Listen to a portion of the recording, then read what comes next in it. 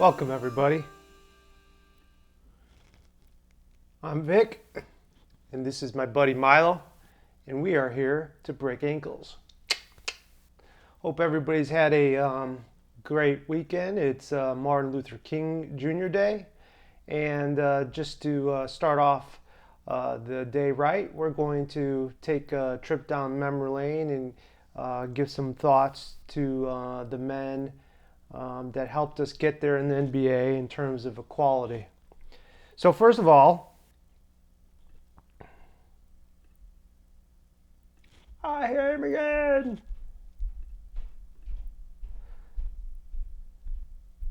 We're going to start off with Earl Floyd.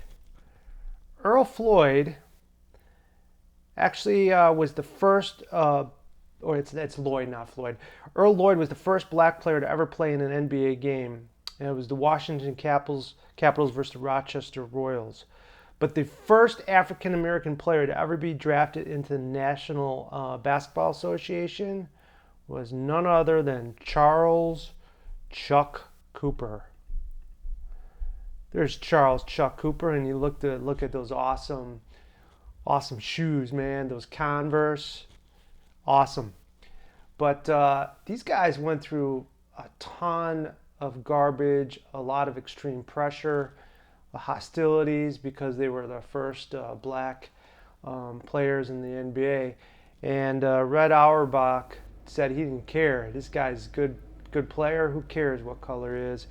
And in fact, it was so bad for Chuck Cooper back in the day. He used to go visit jazz bands and jazz clubs to stay out of the fray, and that helped him a lot.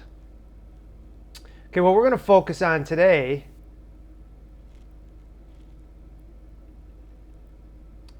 is this gentleman here, Giannis.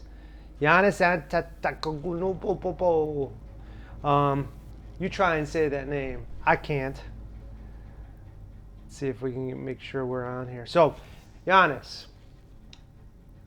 How do you stop Giannis? I don't know. But Milo here, Milo looked up some data for this season and last season. And what do you got there from us, Milo? Kind of quiet over there, buddy. All right, let's see what you got, Milo. What'd you come up with? Okay, so Milo looked at all the games that Giannis had 20 points and under in the last 2 years right now. So last year he had 1, 2, 3, only 4 games that he didn't play that were under 20 points. And this year so far, I am mistaken, Milo. I'm sorry. Yes, you're right. Okay, so last year he had, let's see, 1, 2, 3, 4, 5, 6, 7, 8, 9, 10, 11, 12, 14 games with 20 points and under out of the 82 game season. He was also inactive, I would say, for 1, 2, 3, 4, 5, 6 of the games. That's pretty good. And in those games last year, the games that he scored under 20, he lost 4. Unfortunately, 2 of them were in the playoffs. One to Detroit and the other one to Toronto. And as you know, the Bucks didn't make it past Toronto last year in the playoffs, and Toronto won the NBA championship. This year so far, he's scored 4 times under 20 points, and he's only lost 1 of those games. All right, so in totality, out of let's say 17 games, he scored 20 under. He's only cost his team 5 losses. Now, on the other hand, I looked at Milo. What? Milo looked at the data to see what Giannis scored on the Bucks losses from last year and this year. This year, the Bucks losses, he only had 1 game under 20, and that was against Philly. Last year, he only had 2 games under 20 that he had losses to. Most of the games he scored well over 20 points. He was averaging probably we had 29, 22, 30, 48, 24. That's points of this year so far in his losses. And his rebounds are 12, 14, 14, 13, 14, 17. Assists 9, 5, 6, 4, 7, 8. It's not Giannis. It's the rest of his team. Now, if you look at his free throw percentage, though, it was terrible. And in fact, I watched the Bulls game tonight. Not so good. If you want to beat Giannis, get him to the free throw line. But how do you do that? Because that's pretty hard. He has a great Euro step, long stride, long arms. He's 6'11". And how much does he weigh right here? 242 pounds. That's really hard to look at. Now, I was also trying to see if there was any specific team that Giannis had poor showing with or against. I saw Toronto and Detroit were two teams, and I was thinking maybe Andre Drummond down below, being able to have help. He's got great help defense. Maybe he's able to block some of his interior scoring. I would say that. And then Toronto last year, I can only guess Kawhi was guarding him. But I'm not entirely positive about that either.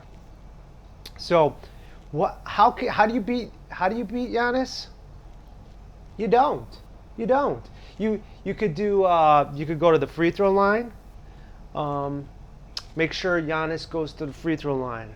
He missed a ton of free throws today, and if you go through most of his stats, it's hit or miss on whether he makes those shots.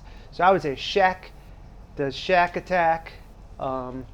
Would be, or hack-a-Shaq would be the way to beat Giannis. And then also to try and get charges on him. As long as you can move in his way before he sidesteps you, and then it's called a blocking charge. And team defense. Those are the ways. But I would not double team Giannis because he's kicking it out to all his other teammates for easy scores. Chris Middleton's lighting it up. Brook Lopez, George Hill, DiVincenzo, Korver. He's got so many weapons, so you can't double team him. You just got to be really good at your help defense. Right, Milo? That's right. All right, our next topic today is going to be our beloved Bulls. Woo! So they just got trashed by the Bucks again, which isn't surprising since they don't have Otto Porter, they don't have Wendell Carter Jr., they don't have Daniel Gafford. They're starting Luke Cornett, and Larry Markkinen was like 2 for 19. If the Bulls are going to be any good, they need another scorer, and Larry's not doing the job. Thaddeus Young had actually a good game today, but the Bulls need another scorer. Who would you think would be a good person to pick up in the offseason and to trade for, Milo? Oh, you're going to go with Chris Paul, huh? Chris Paul. What about Derrick Rose? I'll go for Derrick Rose. The Bulls need a better starting guard that can score. Sato, not as good as I thought he'd be. I'd get rid of Sato. I'd get rid of Thaddeus Young. Get some more picks. Get some new free agents in there. I think they really are missing another scorer, but Zach LaVine's been outstanding. All right, next thing is on our mind is trivia, because we are going fast today. Trivia. Okay, this question is for trivia today. How many free throws did Shaquille O'Neal miss in his career? Milo just said it was a lot. Yeah. Okay. All right, Milo. You're just as smart as my other partner. All right. So was it 945, Milo? 1,880, 3,302, or 5,317? And I picked this question specifically since I was just talking about hack-a-Shaq, and maybe that's a possible strategy against Giannis, especially in the playoffs.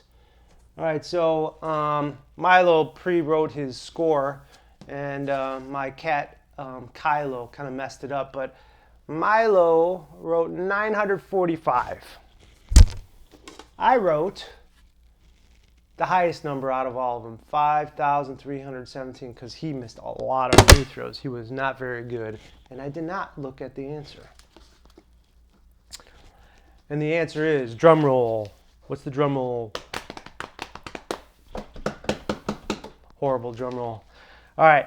In 11,252 free throw attempts, Shaq shot just 52% at the charity stripe, missing out on more than 5,000 freebies. Woo-hoo! For comparison, though, O'Neal missed more free throws than Hall of Famers Isaiah Thomas, Larry Bird, and Bob McAdoo even attempted in their entire careers. That's amazing. So, but Shaq won some titles. Let's see if Giannis wins it today. I still think the Bucks are going to win it this year.